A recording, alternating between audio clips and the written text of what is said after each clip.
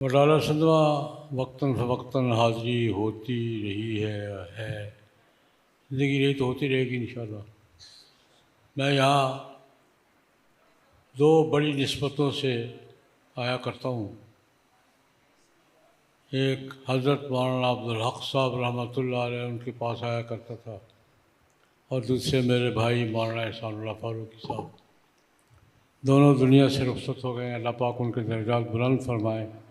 ان کی یاد یہاں کھینچ لاتی ہے، اور ہمارے عزیز مولانا حبیب اللہ صاحب یاد کرتے ہیں تو پھر میرا نہ کرنے کو جی نہیں چاہتا۔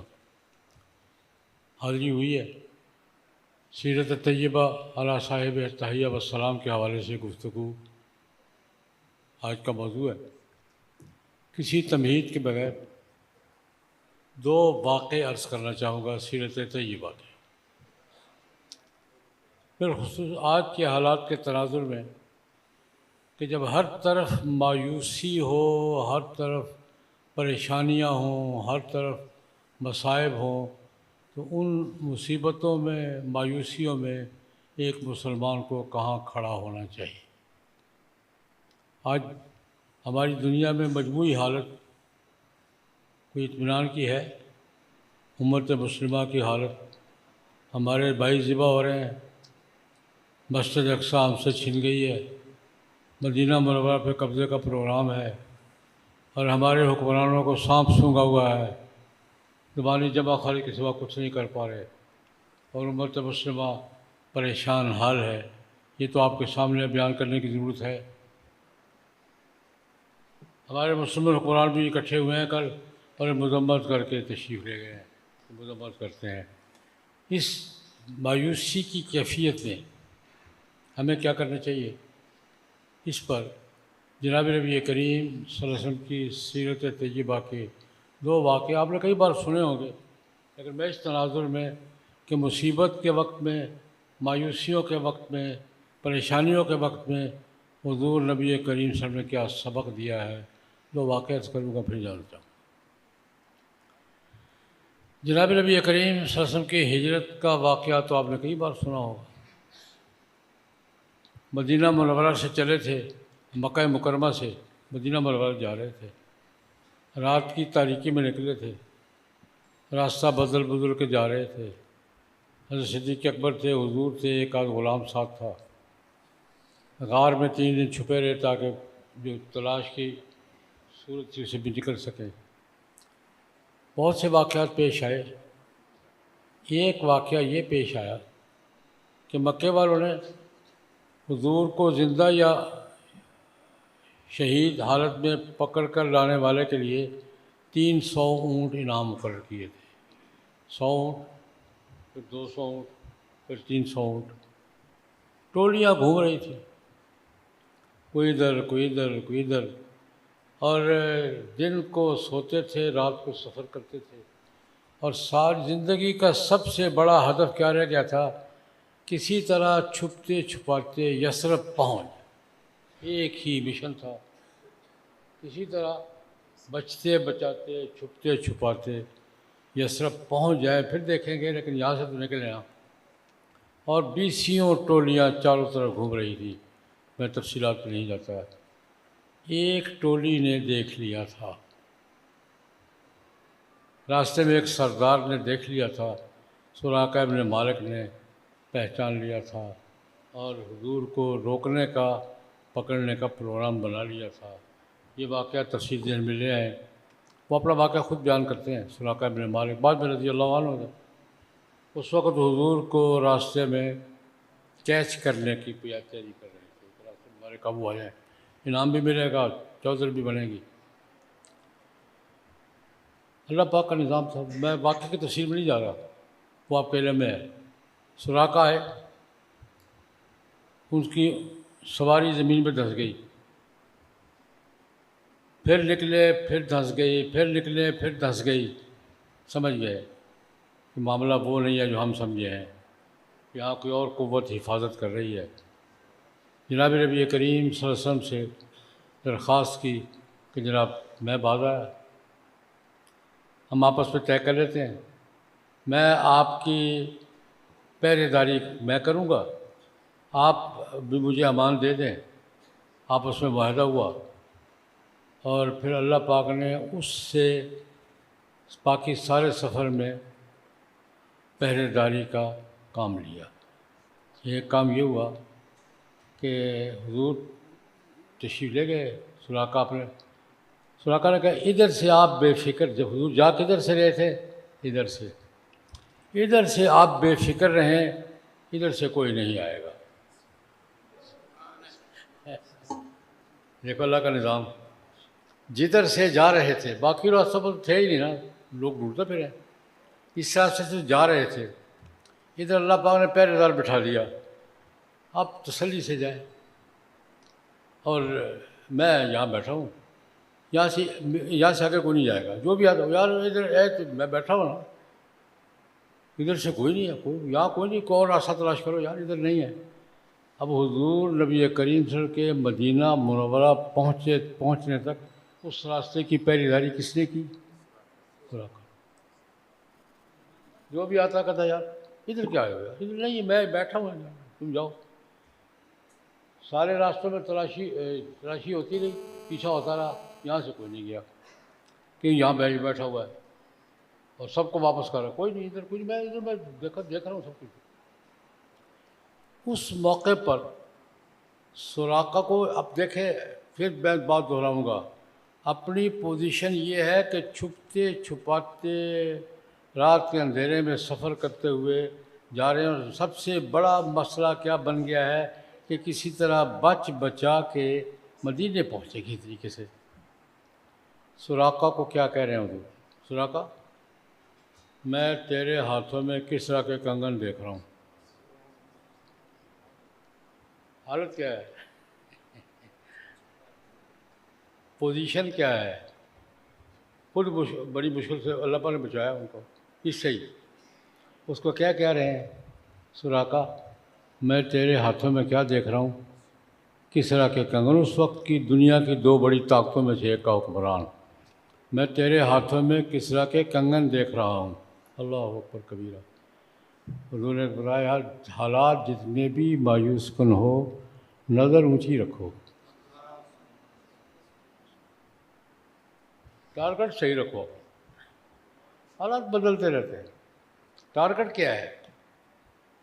بات سمجھ، حالات کیا ہیں، مایوسی کتنی ہے، خوف کی کیفیت کیا ہے، اور ٹارگٹ کیا ہے؟ کس طرح کے کنگن. کیا سبق ملا؟ حالات جیسے بھی ہوں اپنا ایمان صحیح رکھو، نظر صحیح رکھو.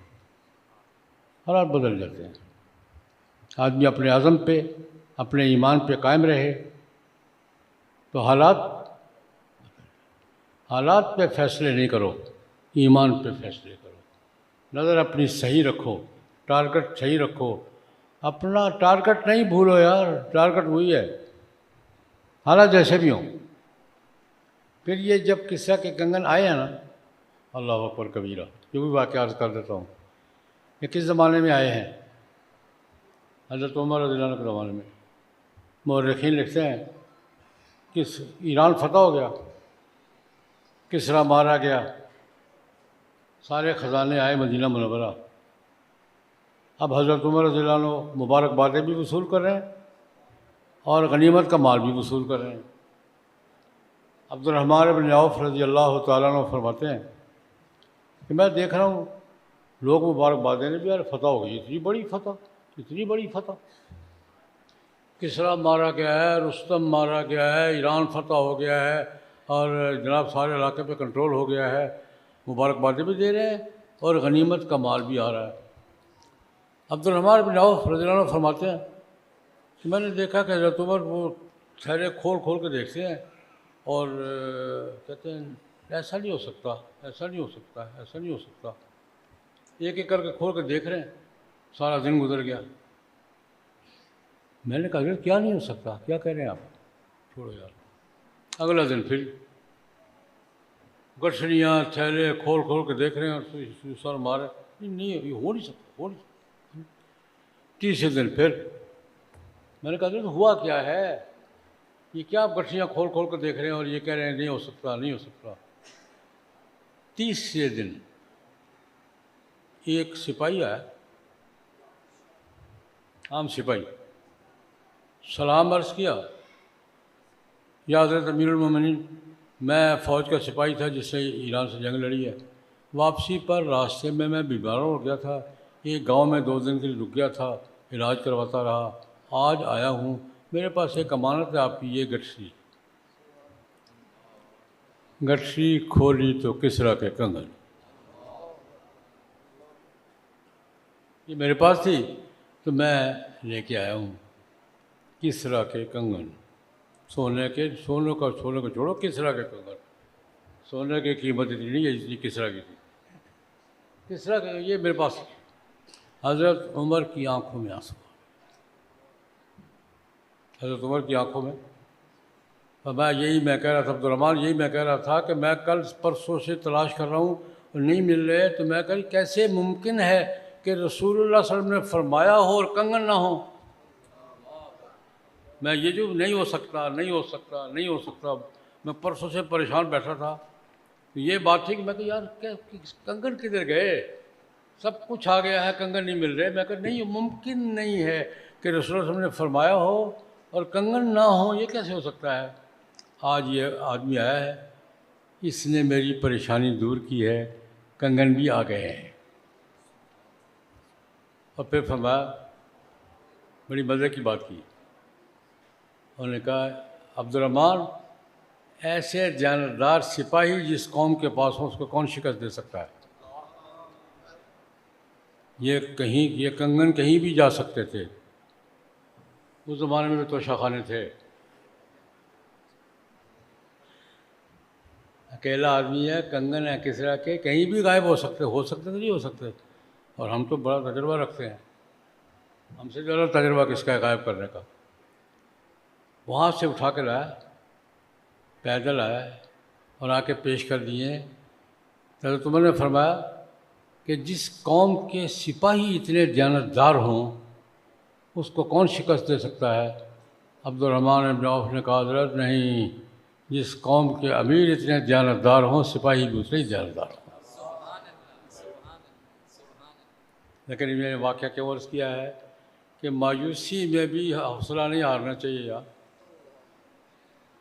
اتنی مصیبتیں بھی پڑ جائیں، ایمان پکا رکھو اور ٹارگٹ صحیح، مورال نہ گئے، مورال گر گیا تو گیا۔ ایک واقعہ اور عرض کر دوں، یہ تو ہجرت کی بات ہے، قرآن کریم نے جہاد کے جو غزوات ہوئے تھے ان میں سب سے زیادہ خوف کی کیفیت کس کے بارے میں بیان کی ہے؟ احزاب کے بارے میں۔ یا ایھا الذین آمنوا اذکروا نعمت اللہ علیکم اذ جاءکم جنود، چاروں طرف سے لشکر چر دوڑے تھے، مدینہ منورہ کا محاصرہ کر لیا تھا، اور اذ زاغت الابصار بلغت القلوب الحناجر وتظنون باللہ الظنون ہنالک ابتلی المؤمنون زلزلوا زلزالا شدیدا۔ پاک ماحول بیان کر، جب آنکھیں پتھرا گئی تھیں خوف کے مارے، بلغت القلوب الحناجر، دل اچھلتے اچھلتے حلق میں پھنس گئے تھے، وتظنون باللہ الظنون، تم اللہ کی مدد کے بارے میں گمانوں کا شکار ہونے لگے تھے، ہنالک ابتلی المؤمنون، مومن آزمائش پہ ڈال دیے گئے تھے، وزلزلوا زلزالا شدیدا، ہلا کے رکھ دیے گئے۔ یہ قرآن آبادی کتنی تھی؟ حضرت حذیفہ بن الیمان رضی اللہ عنہ فرماتے ہیں اس موقع پر ہمیں حضور نے حکم دیا اکتبوا لی من تلفظ بالاسلام، مردم شماری کرو بھی، کتنے ہو مسلمان، اپنی گنتی کرو، کلمہ پڑھنے والے گنو۔ حذیفہ کہتے ہم نے گنے، اکتبوا لی من تلفظ بالاسلام، کلمہ پڑھنے والوں کے نام لکھو، کتنے ہو تم؟ 1500 تھے، بچے بوڑھے عورتیں سب ملا کے کتنے تھے؟ مسلم امت کی آبادی اس علاقے میں اس وقت کتنی تھی؟ 1500۔ لیکن حذیفہ کا لہجہ دیکھیے، آ کے رپورٹ دے رہے ہیں یا رسول اللہ گھبرانے کی کیا بات ہے، 1500 ہے۔ دوسرا گھبرانے کی کیا بات، ٹینشن کس بات، ہم 1500 ہیں، آج ہم کتنے ہیں؟ کیوں جی کتنے ہیں ہم؟ 8 ارب کے لگ بھگ ہے. کوئی بندہ کوئی ہمارا حکمران حوصلہ ہم 8 ارب ہیں، یہ اس لہجے میں بات کرنے کی پوزیشن میں ہے؟ جاؤ گئے جاؤ. لیکن خیر ایک وہ بڑی قرآن پاک نے اور حدیث میں بڑی واقعات درج، ایک واقعات کرتا ہوں بڑا دلچسپ بھی ہے. معاذ بن جبل رضی اللہ عنہ کہتے ہیں کہ خندق کھودی جا رہی مدینہ منورہ کے چاروں طرف تاکہ دشمن اندر نہ گھسائے. نبی کریم صلی اللہ علیہ وسلم خود کسی ہاؤس میں بیٹھ کے کنٹرول نہیں کرے، خود بھی کدال پکڑی ہوئی ہے اور لابڑا پکڑا ہوا ہے، بٹی ڈھو رہے. ایک شخص آیا، یا رسول اللہ بھوک ہے، کھانے کو کچھ نہیں ہے. 800 آدمی تھے خندق کھودنے والے، کھانے کو کچھ نہیں ہے. یا رسول اللہ بھوک لگی ہے، فرمایا کچھ. یا رسول اللہ برداشت نہیں ہو رہی بھوک. صبر کرو یار، نہیں ہے میں کیا کروں، حوصلہ کرو. اس نے پیٹ سے پر کپڑا اٹھایا، یا رسول اللہ بھوک کی شدت کو دبانے کے لیے میں نے پتھر باندھ رکھا ہے تاکہ پیٹ خالی نہ ہو. اس نے ایک کپڑا اٹھایا تو ایک پتھر باندھا ہوا تھا. رسول اللہ صلی اللہ علیہ وسلم نے کپڑا اٹھایا، تم نے ایک باندھ رکھا ہے، میں نے 2 باندھ رکھے. معاذ کہتے ہیں نا، جابر ہے کہتے ہیں میں بڑا پریشان ہوں کہ یا رسول اللہ حضور کی یا رسول اللہ اجازت ہو تو میں نے گھر چکر لگاؤں. لگا گھر جا کے بیوی سے پوچھا کوئی کھانے کو ہے؟ گھر میں کیا ہے؟ تھوڑے سے جو پڑے ہیں، ایک بکری کا بچہ کھڑا ہے، یہی ہے اور کچھ نہیں ہے. انہوں نے کہا تم جو پیسو میں بکری ذبح کرتا ہوں. کتنے کا کھانا بن جائے گا؟ ان کا 8-10 کا. گھنٹہ کا لگ گیا. اچھا تم تیاری کرو، میں حضور کو بلا کے لاتا ہوں. بیویاں پتہ آپ کی بیویاں یہی کہتی ہیں، حضور کو بتا دینا کھانا 10-12 آدمی کا مجھے خراب نہ کرنا، ذلیل نہ کرنا لوگوں کو. جابر کی بیوی تلقین کر رہی ہے بتا دینا کہ 8-10 آدمی ہیں، مجھے شرمندہ نہ کرنا لوگوں کے سامنے. ٹھیک ہے 8-10 آدمی ہیں، زیادہ نہیں. اب جابر گئے جناب، حضور سے عرض کیا یا رسول اللہ کچھ 2-4-10 آدمیوں کا کھانا پکایا ہے، کھانا کھا لیں. اب جناب یہ کیسے ممکن ہے کہ 800 ساتھی بھوکا خندق کھود رہا ہو اور رسول اللہ اکیلے کھانا کھانے چلے جائیں؟ ممکن کیسے؟ اعلان فرما دیا، لوگوں جابر نے دعوت پکی ہے چلو. کیا خدا جی کیا ہوا؟ اعلان فرما جابر کیا دعوت پکی ہے چلو باری باری چلو. جابر کہتے میں پریشان ہوں کہ اب یہ تو 700-800 آدمی ہے، کون سنبھالے گا؟ لیکن حضور نے اعلان فرمایا میں ساتھ آگے آگے حضور ہے، ساتھ میں ہوں، پیچھے لشکر ہے. بیوی نے دور سے دیکھا نا، سائڈ پہ بلایا، اور پھر سائڈ پہ بلا کے بیویاں کیا کرتی ہے وہی کچھ کیا. بیکا ہوا بخاری کی روایت پڑھو، تیرا ستیہ ناش، تیرا بیڑا غرق، بیکا ہوا یہ کیا؟ اللہ تو کہہ کے بھیجا تھا. تو اللہ کی بندی میں نے کہہ دیا تھا. کیا کہا تھا کہ 8-10 سال جو کہہ دیا تھا، پھر اللہ جانے اللہ کا رسول جانے.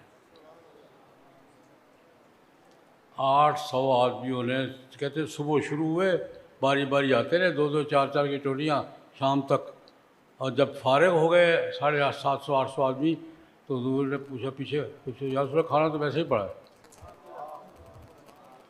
لیکن جو واقعہ میں عرض کرنا چاہتا ہوں، اس دوران ایک چٹان نہیں ٹوٹ رہی، لوگ آ کے زور لگا رہے ہیں، کدال مار رہے ہیں، چٹان نہیں ٹوٹ رہی. یا رسول اللہ وہ ایک چٹان نہیں ٹوٹ رہی، کیا کریں؟ کون سی ہے؟ چلے. حضور نے کدال اٹھائی، اللہ اکبر کہا، کدال ماری، چٹان ریزہ ریزہ ہو گئی اور چمک اٹھی ہے.